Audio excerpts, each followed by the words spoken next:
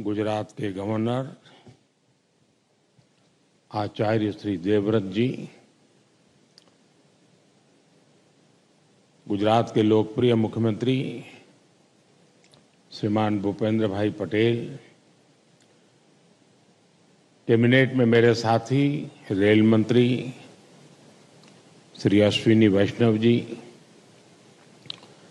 संसद में मेरे सहयोगी और गुजरात प्रदेश भारतीय जनता पार्टी के अध्यक्ष श्रीमान सी आर पाटिल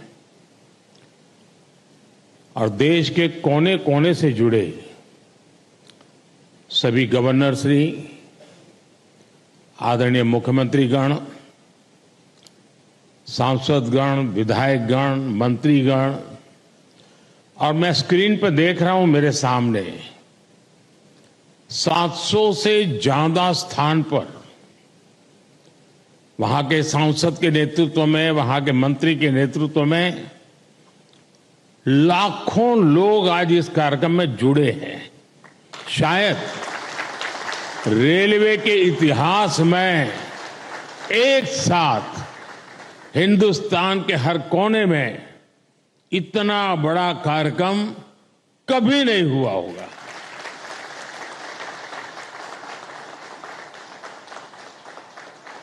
सौ साल में पहली बार हुआ यह कार्यक्रम होगा। मैं रेलवे को भी इस भव्य आयोजन के लिए बहुत बहुत बधाई देता हूं।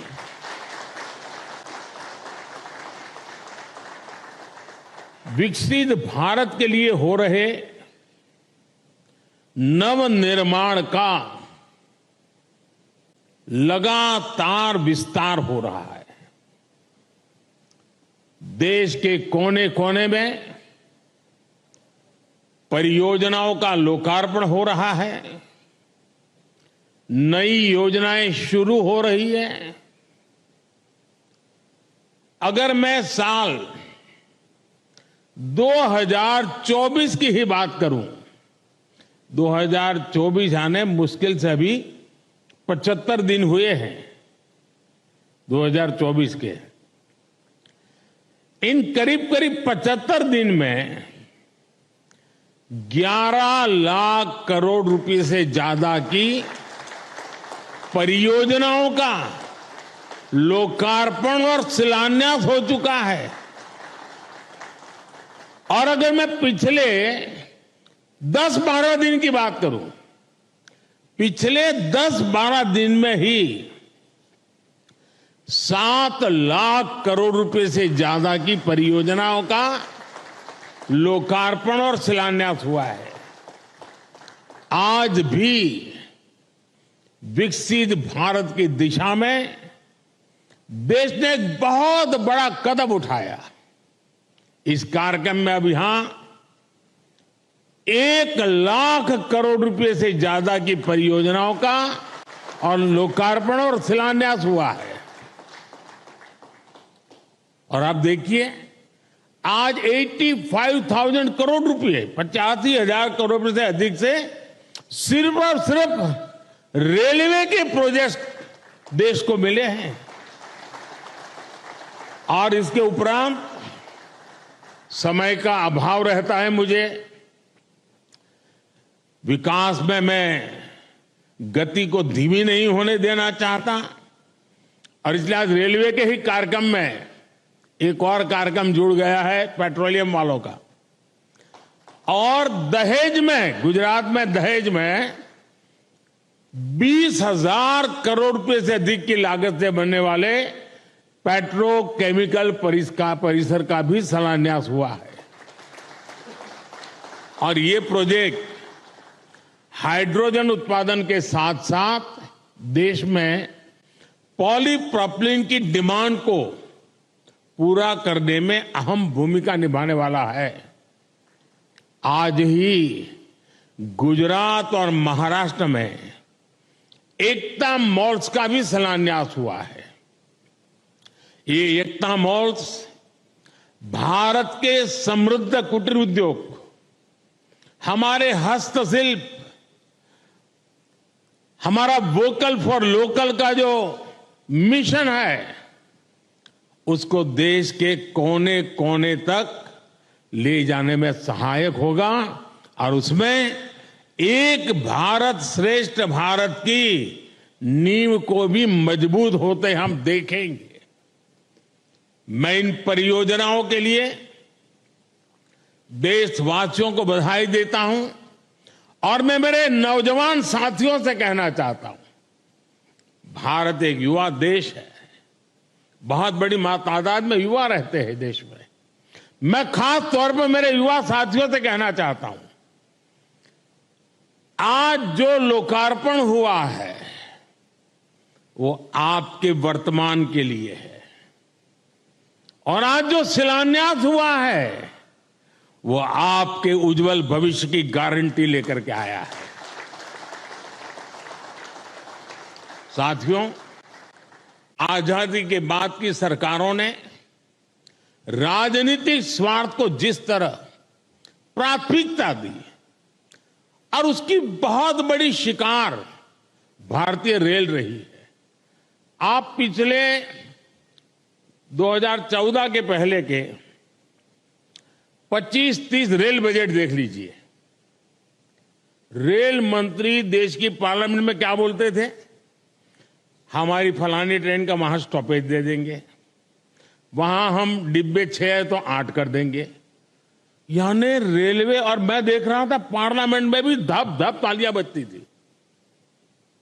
यानी यही सोच रही थी कि स्टॉपेज मिला कि नहीं मिला, ट्रेन वहां तक आती है, मेरे स्टेशन तक आगे बढ़ी कि नहीं बढ़ी। देखिए 21वीं सदी में यही सोच रही होती तो देश का क्या होता।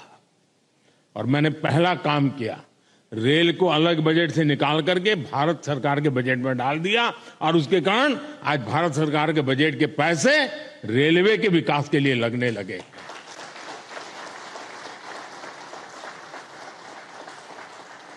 पिछले दिनों देखा है इन दशकों में समय की पाबंदी, आपने हालत देखा है।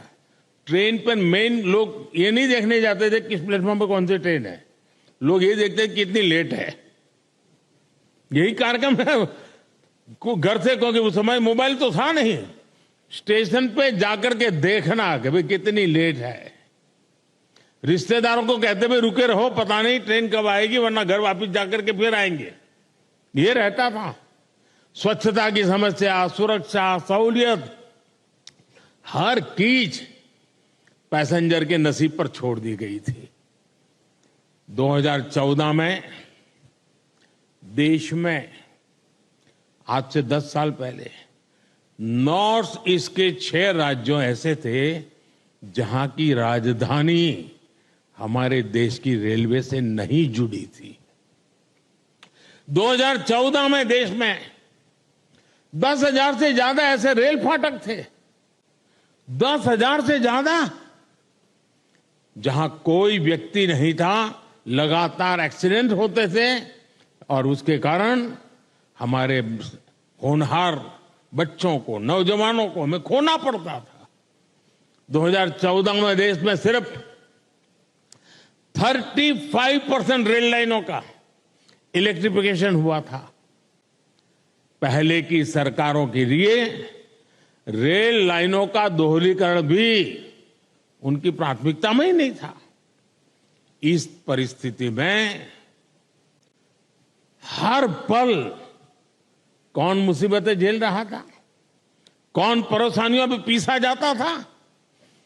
हमारे देश का सामान्य मानवी, मध्यम वर्ग का परिवार, भारत का छोटा किसान, भारत के छोटे उद्यमी। आप याद करिए, रेलवे रिजर्वेशन, उसकी भी क्या हाल था। लंबी लंबी लाइनें, दलाली, कमीशन, घंटों का इंतजार। लोगों ने भी सोच लिया था कि अब ये हालत कभी नहीं, सबने माना था भाई रेलवे बस ऐसी है, मुसीबत है, चलो 2-4 घंटे सफर करनी है, कर लेंगे, चिल्लाओ मत। यही जिंदगी हो गई थी। और मैंने तो मेरी जिंदगी ही रेल की पटरी पर शुरू की है, इसलिए मुझे भली भांति है रेल का क्या हाल था। साथियों, भारतीय रेल को उस नर्क जैसी स्थिति से बाहर निकालने के लिए जो इच्छा शक्ति चाहिए थी, वो इच्छा शक्ति हमारी सरकार ने दिखाई है। अब रेलवे का विकास सरकार की सर्वोच्च प्राथमिकताओं में से एक है। हमने 10 वर्षों में औसत रेल बजट को 2014 से पहले की तुलना में 6 गुना ज्यादा बढ़ाया है। और मैं आज देश को ये गारंटी दे रहा हूं कि अगले 5 साल में वो भारतीय रेल का ऐसा कायाकल्प होते देखेंगे जिसकी उन्होंने कल्पना भी नहीं की होगी। आज का ये दिन इसी इच्छा शक्ति का जीता जागता सबूत है। देश का नौजवान तय करेगा उसको कैसा देश चाहिए, कैसी रेल चाहिए। ये 10 साल का काम अभी तो ट्रेलर है, मुझे तो और आगे जाना है। आज गुजरात, महाराष्ट्र, यूपी, उत्तराखंड, कर्नाटक, तमिलनाडु, दिल्ली, एमपी, तेलंगाना, आंध्र प्रदेश, बिहार, झारखंड, पश्चिम बंगाल, उड़ीसा, इतने राज्यों में वंदे भारत ट्रेनें मिल चुकी है जी। और इसी के साथ ही देश में वंदे भारत ट्रेन की सेवाओं का शतक भी लग गया है। वंदे भारत ट्रेनों का नेटवर्क अब देश के 250 से अधिक जिलों तक पहुंच चुका है। जन भावनाओं का सम्मान करते हुए सरकार वंदे भारत ट्रेनों का रूट भी लगातार बढ़ा रही है। अहमदाबाद जामनगर वंदे भारत ट्रेन अब द्वारिका तक जाएगी। और मैं तो अभी द्वारिका में जाकर के डुबकी लगा के आया हूं। अजमेर, दिल्ली, सराय रोहिल्ला वंदे भारत एक्सप्रेस अब चंडीगढ़ तक जाएगी। गोरखपुर लखनऊ वंदे भारत एक्सप्रेस अब प्रयागराज तक जाएगी। और इस बार तो कुंभ का मेला होने वाला है तो उसका महत्व और बढ़ जाएगा। तिरुवनंतपुरम, कासरगोड वंदे भारत एक्सप्रेस मंगलुरु तक विस्तार किया गया है। साथियों, हम दुनिया भर में कहीं भी देखें, जो देश समृद्ध हुए, औद्योगिक रूप से सक्षम हुए, उनमें रेलवे की बहुत बड़ी भूमिका रही है। इसलिए रेलवे का कायाकल्प भी विकसित भारत की गारंटी है। आज रेलवे में अभूतपूर्व गति से रिफॉर्म हो रहे हैं।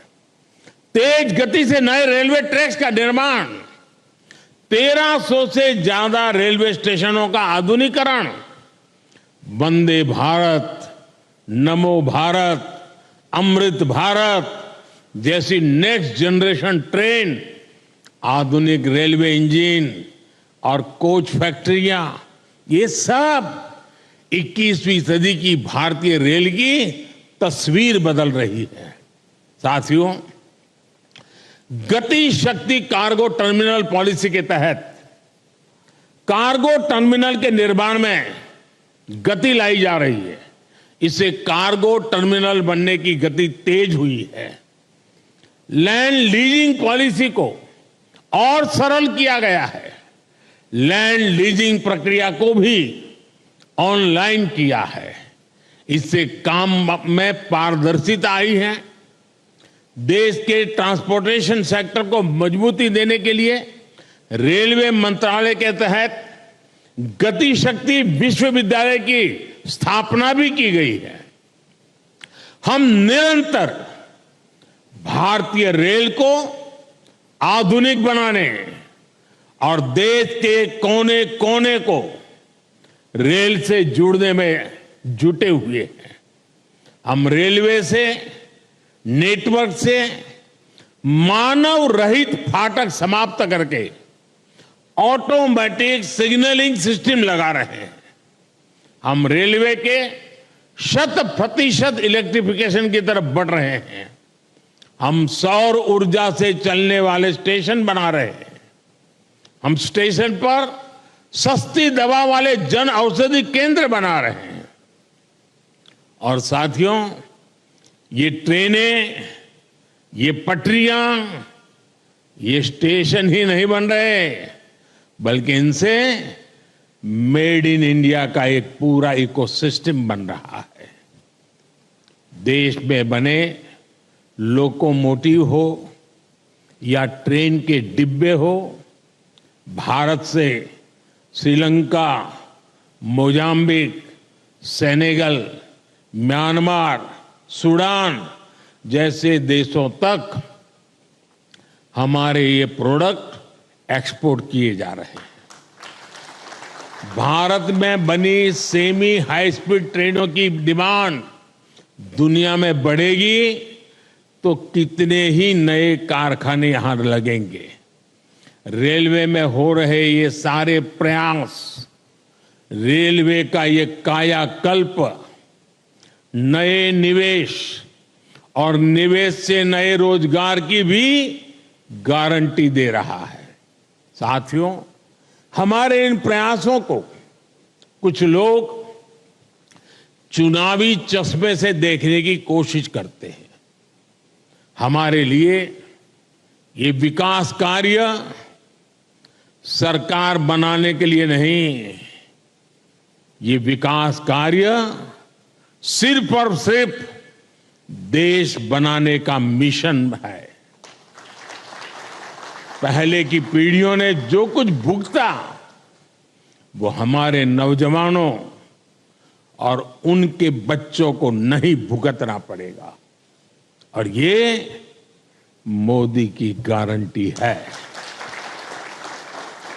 साथियों, भाजपा के 10 वर्ष के विकास का एक और उदाहरण पूर्वी और पश्चिमी डेडिकेटेड फ्रेट कॉरिडोर भी है। दशकों से ये डिमांड की जा रही थी कि माल गाड़ियों के लिए अलग ट्रैक होना चाहिए। ऐसा होता तो मालगाड़ियां और पैसेंजर ट्रेन दोनों की स्पीड बढ़ती। ये खेती, उद्योग, एक्सपोर्ट, व्यापार, कारोबार, हर काम के लिए ये तेजी लाना बहुत जरूरी था। लेकिन कांग्रेस के राज में ये प्रोजेक्ट लटकता रहा, भटकता रहा, अटकता रहा। बीते 10 वर्षों में पूर्व और पश्चिम के समुद्री तट को जोड़ने वाला ये फ्रेट कॉरिडोर करीब करीब पूरा हो चुका है। आज करीब 650 किलोमीटर फ्रेट कॉरिडोर का लोकार्पण हुआ है। अहमदाबाद में ये अभी आप देख रहे हैं, ऑपरेशन कंट्रोल सेंटर का लोकार्पण हुआ है। सरकार के प्रयासों से अब इस कॉरिडोर पर माल गाड़ी की स्पीड 2 गुना से अधिक हो गई है। इन कॉरिडोर पर अभी के मुकाबले बड़े वैगन को चलने की क्षमता है, जिनमें हम अधिक सामान ले जा सकते हैं।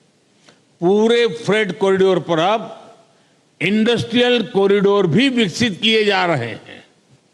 आज अनेक स्थानों पर railway goods shed, Gati Shakti multi modal cargo terminal, digital नियंत्रण station, railway workshop, railway loco shed, railway depot का भी लोकार्पण आज हुआ है।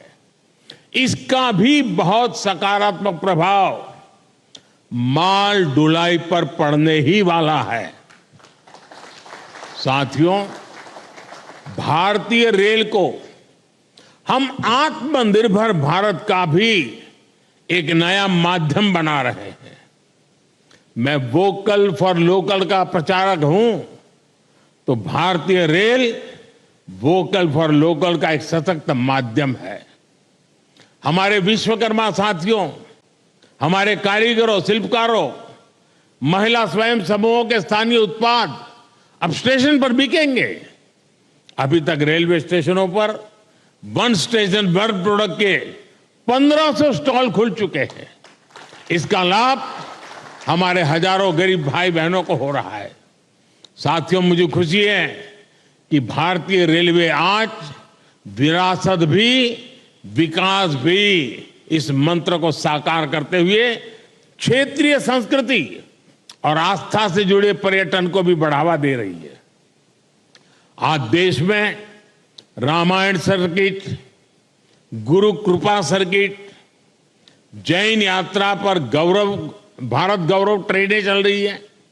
यही नहीं, आस्था स्पेशल ट्रेन तो देश के कोने से श्री राम भक्तों को अयोध्या तक ले जा रही है।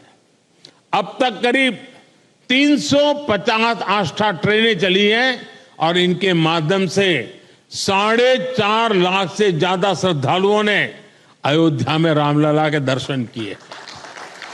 साथियों, भारतीय रेल आधुनिकता की रफ्तार पर ऐसे ही तेजी से आगे बढ़ती रहेगी और ये मोदी की गारंटी है। सभी देशवासियों के सहयोग से विकास का ये उत्सव भी निरंतर जारी रहेगा। एक बार फिर मैं सभी मुख्यमंत्रियों का, गवर्नर जी का और इन 700 से अधिक स्थान पर जो इतनी बड़ी तादाद में लोग बैठे हैं, कार्यक्रम में आए हैं और सुबह 9, साढ़े 9 बजे ये कार्यक्रम करना कोई सरल काम नहीं है, लेकिन देश का जनमानस विकास के साथ जुड़ गया है और इसीलिए ये नजारा देखने को मिल रहा है। जो इतनी बड़ी तादाद में आज आए हैं, इस कार्यक्रम में शरीक हुए, 700 से अधिक जिलों में ये विकास की एक नई लहर उनको अनुभव हो रही है। मैं आप सबका बहुत बहुत धन्यवाद करता हूं और मैं आप सबकी विदाई लेता हूं। नमस्कार। लोकशाही मराठी ऐका, पहा, जागरूक रहा।